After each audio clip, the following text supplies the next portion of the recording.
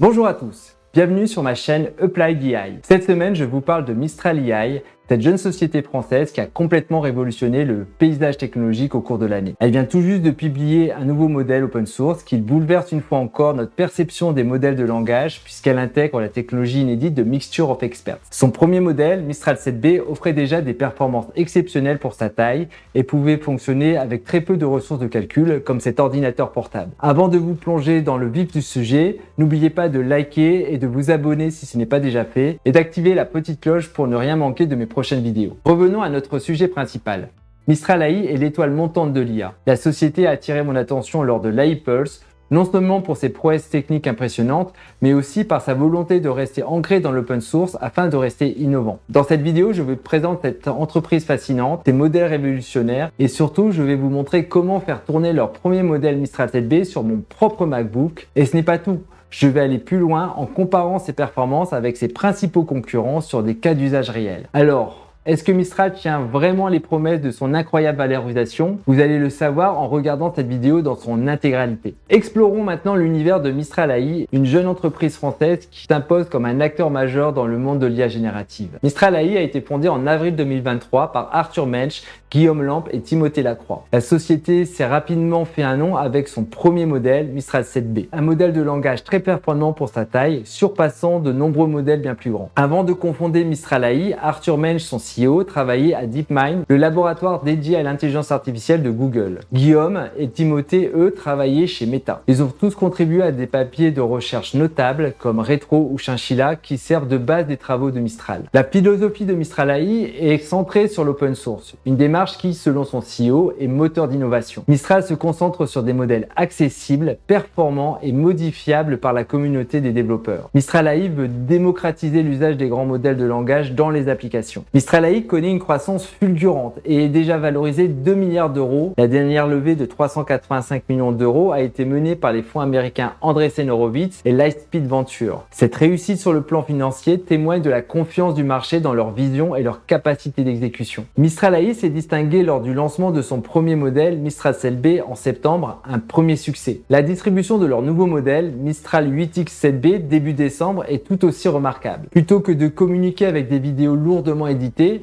ils ont laissé la communauté télécharger, tester et partager leurs résultats. Ce dernier modèle intègre la technologie de Mixture of Experts, une avancée significative dans le domaine de l'IA générative. Ce modèle semble déjà rivaliser en termes de performance GPT 3.5 d'OpenAI tout en étant accessible et ouvert. Mistral se positionne non seulement comme une entreprise innovante dans le domaine de l'IA, mais aussi comme un précurseur dans l'approche open source des modèles de langage. Leur engagement vers la communauté des développeurs et leur vision claire pour l'avenir de l'IA générative les placent en tête de liste des entreprises à suivre dans le domaine et peut-être le concurrent le plus sérieux face à OpenAI. Nous allons maintenant explorer en détail ce qui rend Mistral 7B si unique et innovant, en particulier en le comparant à d'autres modèles de langage de pointe tels que GPT et Llama 2. Mistral 7B, avec ses 7 milliards de paramètres, a établi une nouvelle norme dans le domaine des modèles de langage. Il surpasse Llama 2 13B sur tous les benchmarks et dépasse même Llama 1 34B sur de nombreux autres. L'une des clés de la vitesse et de l'efficacité de Mistral 7B est son utilisation des Grouped Query Attention. Cette technique optimise le processus d'inférence, rendant le modèle non seulement rapide, mais aussi plus économique en termes de ressources de calcul.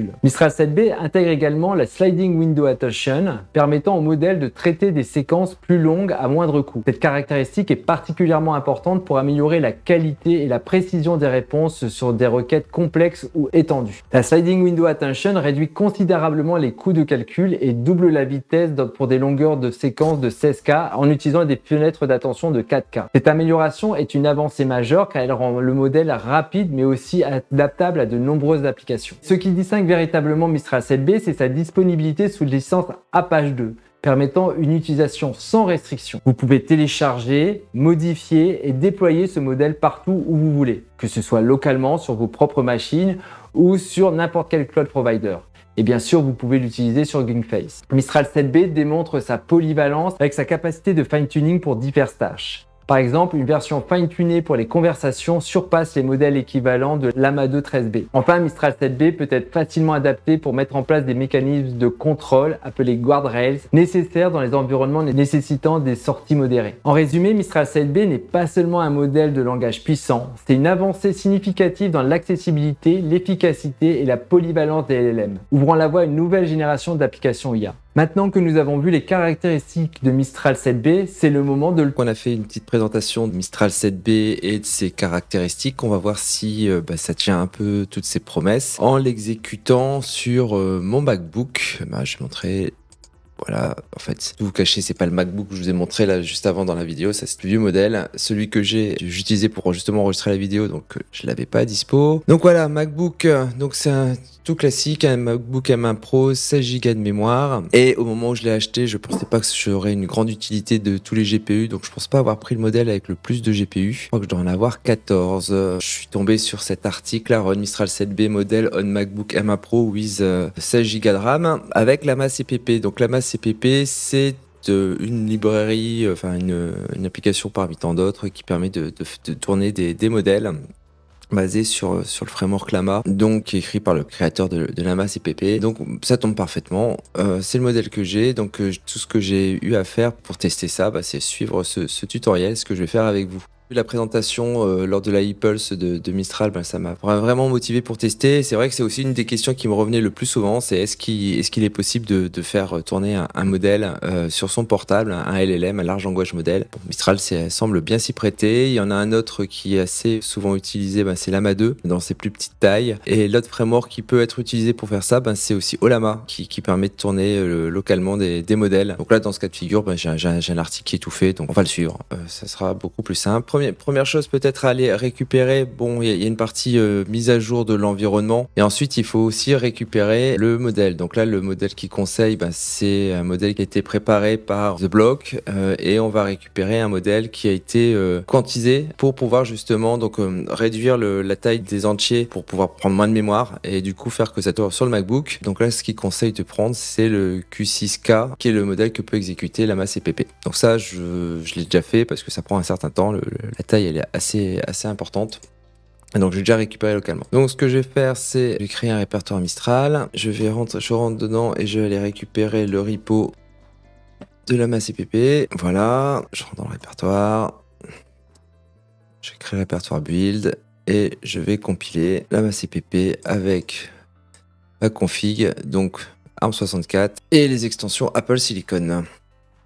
Voilà, une fois qu'on a préparé ça, on va lancer la compilation. Vous allez voir, ça va assez vite. Voilà. Et dernière étape, une fois que c'est fait, je lance une petite commande. Je vais lui demander de générer du code. Coller. Et voilà, c'est parti. Donc vous voyez quand... je sais pas moi, même pas 2 minutes, 3 minutes, j'ai réussi à compiler le framework qui permet d'exécuter Mistral 7B, fait de l'inférence directement sur mon MacBook. Donc on voit qu'il génère le code. Là, ce que je lui demande de faire, c'est générer du code pour calculer le hash d'un fichier. Et on voit que ça marche vraiment très très bien puisqu'il le fait en temps réel. Les performances sont plutôt excellentes, en tout cas pour ce type de cas d'usage. Et quand on quitte, on voit les stats de production de tokens. Là, j'étais à 17 tokens par seconde sur la partie exécution et la partie évaluation, on était à 40 tokens par seconde. Donc c'est plutôt excellent. En tout cas, ça permet, comme vous l'avez vu, de pouvoir streamer la réponse en temps réel. Justement, aller un peu plus loin et aller l'utiliser dans des vraies applications. On va commencer par un test plus simple. C'est un simple chat. Donc, pour l'utilisation de Mistral en local dans cette application, c'est une application qui utilise Streamlit et LangChain. Donc, je vais faire le test, j'ai benchmarké avec deux modèles, Mistral et Llama 2.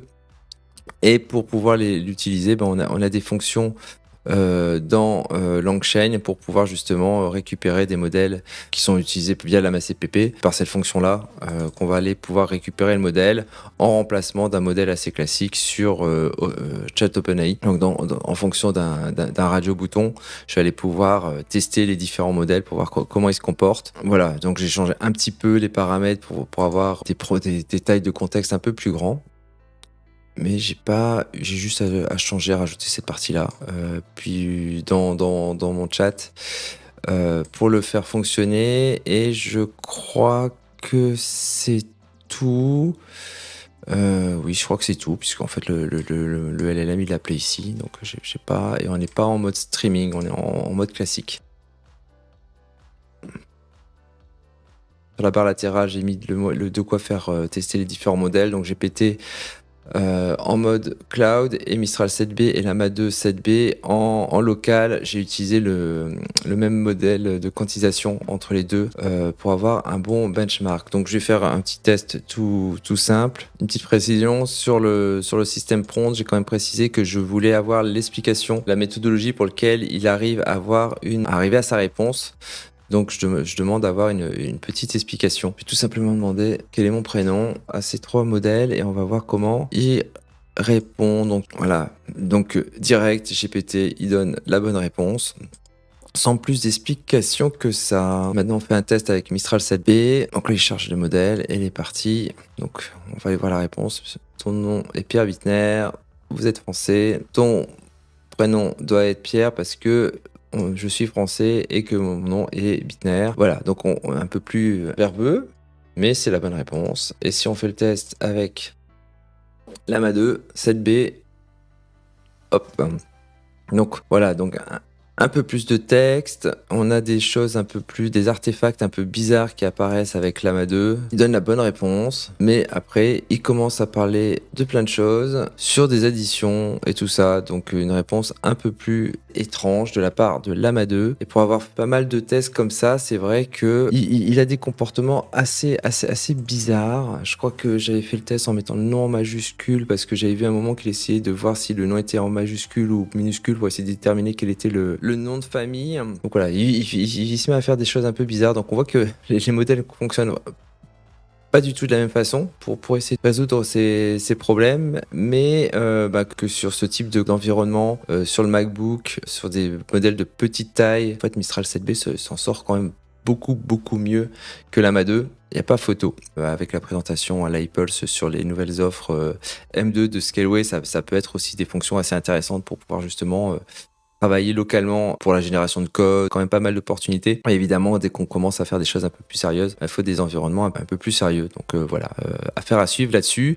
En tout cas, c'est assez impressionnant. En quelques minutes, on arrive à voir le Mistral qui tourne, l'avoir sur son environnement local, ça fonctionne bien d'un point de vue technique et ça c'est utilisable sur des use cases très simples. Voilà, donc assez impressionnant. J'imaginais pas il y a encore quelques semaines de ça, d'être en capacité à faire tourner des larges langages modèles sur mon portable, et oui, c'est possible.